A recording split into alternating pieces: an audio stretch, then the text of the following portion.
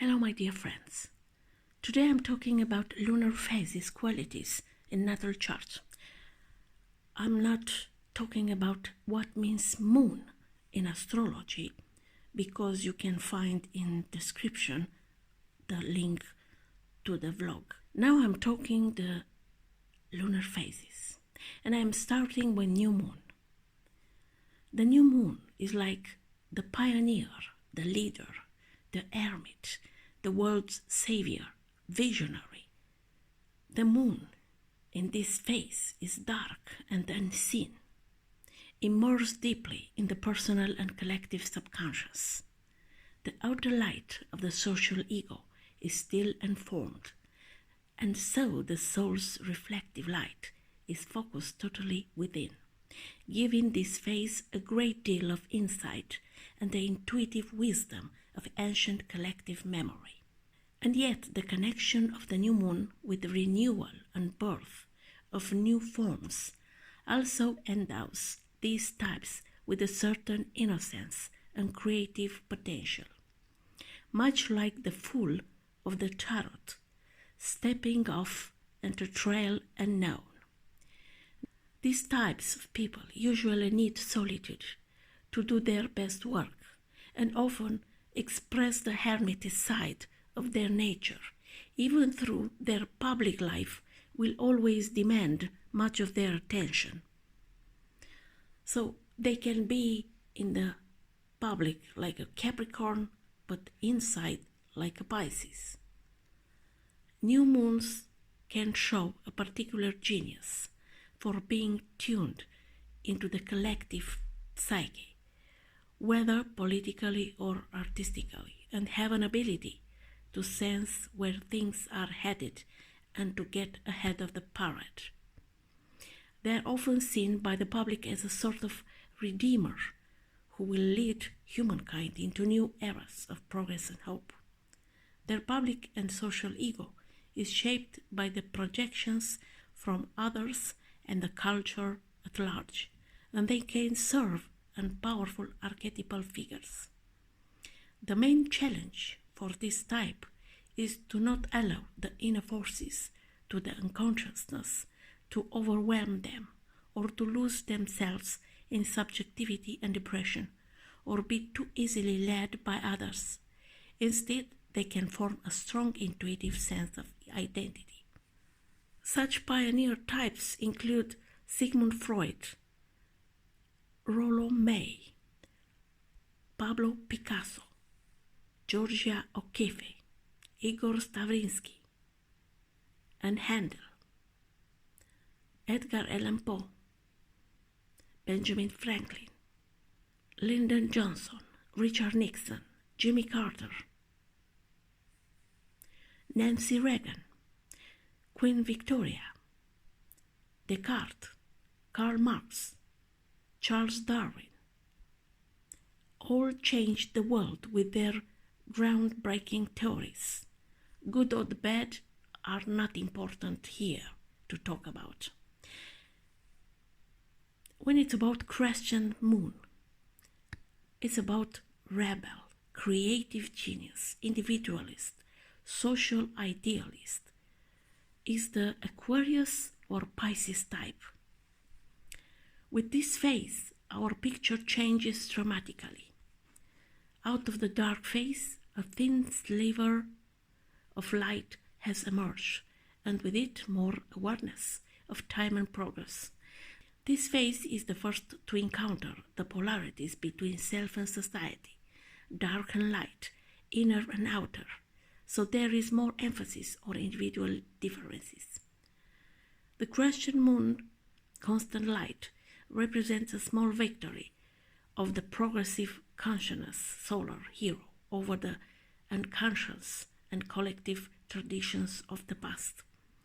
There is now more of a focus on future possibilities, what ideally could be, rather than wisdom of past experience like the new moon phase. Likewise, where the new moon attempts to give expression to the collective ideas of a particular era, the crescent moon is driven to carve out its own unique niche.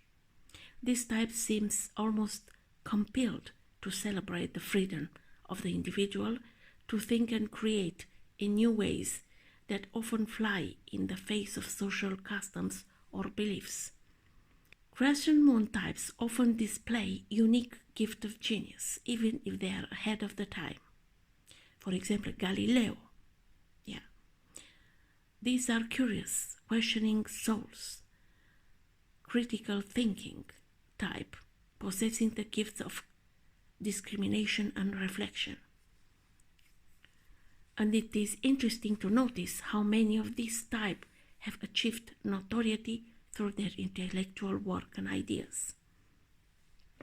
The soul's challenge of the Crescent moon phase is to learn to master one's gifts. They must not allow their ego to bite the hand that feeds it, so to speak, and simply become rebels for the sake of rebelling, where their radical new idea lose their perspective within the greater social and political context. This strong independent spirit is evident in rebels like Madame Blavatsky, Fidel Castro, Betty Davis, General Patton, Willie Nelson, Socrates, who choose to drink the hemlock rather than submit to the laws of the Greek state. Artists like Paul Gauguin, Paul Cézanne, all developed highly unique form of painting. Composers like Franz Liszt and Robert Schumann both displayed an original romantic style piano techniques, and architect Frank Lloyd Wright. Other idealistic Martin Luther King and Robert Kennedy were the progressive leaders of a new generation. When we are talking about first quarter moon, it's about the builder, the warrior, the entrepreneur, the hero. It's a kind of Aries Taurus type. With this phase, we come to an equinox in our journey and an important turning point. The moon is now half dark and half light, and this represents a struggle between the conscious and unconscious, between the personal and the collective, between the past and the future. The solar light is now on the increase and must use its power to bring order out of chaos. There is a great emphasis on creating new structures, political, economic, or intellectual, that are innovative and will stand the test of time. First quarter moon types are often caught in the classic crisis of fate versus free will. Their real battles, however, are always with the external world and society, and they attempt to establish new structures against old ones that are outdated or too limited. The warrior's path is never easy, and they are bound to meet their dark side in many forms. Since the old order doesn't give up its powerful gracefully, sometimes it's good to not give the power so easy. The energy available to these personalities is tremendous, and they are often capable of great determination and achievements. Many empire builders are of this type. Banker J.P. Morgan, Rockefeller, Charles de Gaulle, Joseph Stalin, Queen Elizabeth, Augustus Caesar. The concept of the warrior's path was also a strong image in the lives of Carlos Castaneda, Shirley MacLaine, and Joseph Campbell. The great actor Laurence Olivier is this type also. And we don't need to forget about John Lennon, Pat Townsend, Timothy Leary. When it's about gibbous moon, it's about the writer, the scholar, the scientist, the vagabond. The Gemini type. This is the first of three phases where the light side is now more prominent. This part of the cycle is more outer directed and concerned with establishing connection with the world through ideas, as well as developing relationships that support the social ego rather than exploring the personal or collective unconscious. These souls are driven by an eagerness to scout out as much of the territory as possible, especially the landscapes of language and ideas, like the Crescent moon. The gibbous moon is also an intellectual phase, but is more likely to express ideas purely for the joy of creating rather than to promote a cause or to change the world. Their works tend to be more culturally popular than controversial. This is the phase prior to the full moon, and there is a sense of gathering up, approach to life in preparation to the harvest. These people need to cast their nets wide and experience as much of life as possible. Paint from a palette of many colors and express ideas in a variety way.